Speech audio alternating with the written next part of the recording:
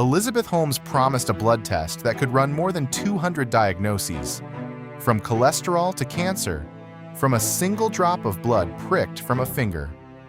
It couldn't reliably run one. She made that promise as a 19-year-old Stanford dropout, and by the time investors caught up with the claim, she had already raised hundreds of millions of dollars behind it. Former U.S. Secretaries of State joined her board. Forbes named her the youngest self-made female billionaire in history. Her company Theranos reached a valuation of $9 billion. The technology behind that valuation never worked. Holmes built more than a company. She built a persona modeled directly on Steve Jobs, a black turtleneck worn every day, a voice pitched artificially low, a private device named Edison, after the inventor she wanted people to compare her to. The board she assembled matched the performance. It included Henry Kissinger, James Mattis, and a string of former cabinet secretaries and four-star generals. What it didn't include was a single doctor or biochemist.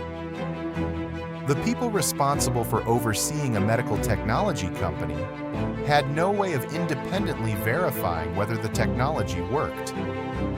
The person who ran Theranos day-to-day wasn't on any magazine cover. Ramesh "Sunny" Balwani joined as president and chief operating officer in 2009, nearly 20 years older than Holmes. For most of the company's existence, the two were also secretly a couple, a relationship the board reportedly didn't learn about until years into the deception. Balwani controlled who talked to whom inside the building. Former employees later described a culture where lab staff, engineers, and scientists were kept siloed from each other, unable to compare notes on how badly the technology was actually performing. People who raised concerns were pushed out or intimidated into silence. The fear Balwani cultivated inside Theranos would turn out to matter as much as any single faked test result, because it kept the truth contained for years longer than it should have survived. In 2013, Walgreens signed a deal to install Theranos testing centers inside hundreds of its retail stores. Real patients would walk in, get a finger prick, and receive results they and their doctors would act on. The deal made Theranos look unstoppable to the outside world. Inside the company, the Edison device was returning inconsistent results, overheating, and routinely failing its own quality checks. Theranos had signed contracts it now had to fulfill, and patients kept walking through Walgreens doors expecting real answers. So the company found two ways around a machine that didn't work, and Balwani oversaw both from the lab side.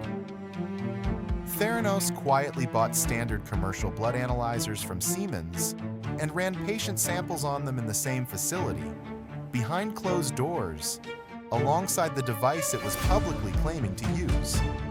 Because a single drop of blood wasn't enough volume for those commercial machines, the company diluted the samples with saline to stretch them further, a shortcut that degraded the accuracy of every result. A diluted sample could tell a patient their cholesterol was fine when it wasn't, or miss a warning sign a real test would have caught. People were making medical decisions based on numbers the company already knew it couldn't stand behind. At Holmes's 2021 trial, a Theranos customer named Aaron Tompkins testified that one of the company's tests had wrongly flagged her as HIV positive, a result that turned out to be false. It was one of the clearest examples presented to the jury of what inaccurate data actually meant for the people who trusted it. In 2014, two employees inside Theranos reached the same conclusion independently. Tyler Schultz, the grandson of board member George Schultz, and lab associate Erica Chung. Both had seen the gap between what the company claimed publicly and what its equipment could actually do.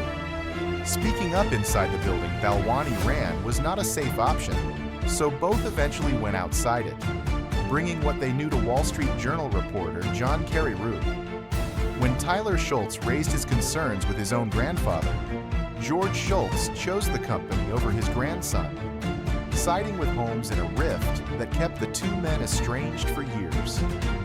Theranos didn't respond quietly to Carreyrou either. The company hired lawyers to threaten both whistleblowers with multi-million-dollar lawsuits, and Tyler Shultz later said he was followed by private investigators.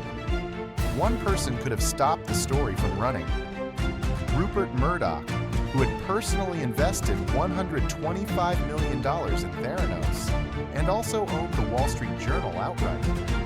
He let Carreyrou publish anyway in October 2015, even though the story he was about to run would help wipe out his own investment.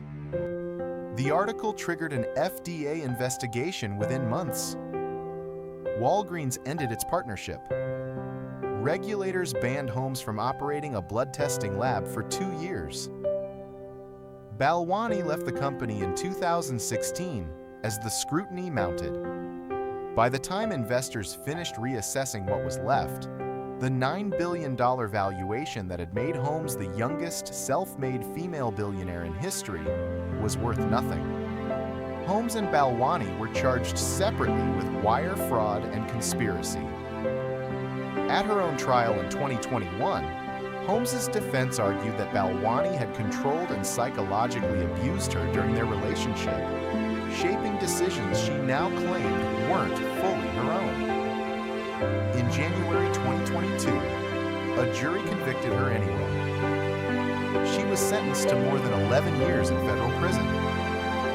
Balwani was tried separately later that year, convicted on every count against him, including charges tied directly to defrauding patients, and sentenced to nearly 13 years, longer than Holmes.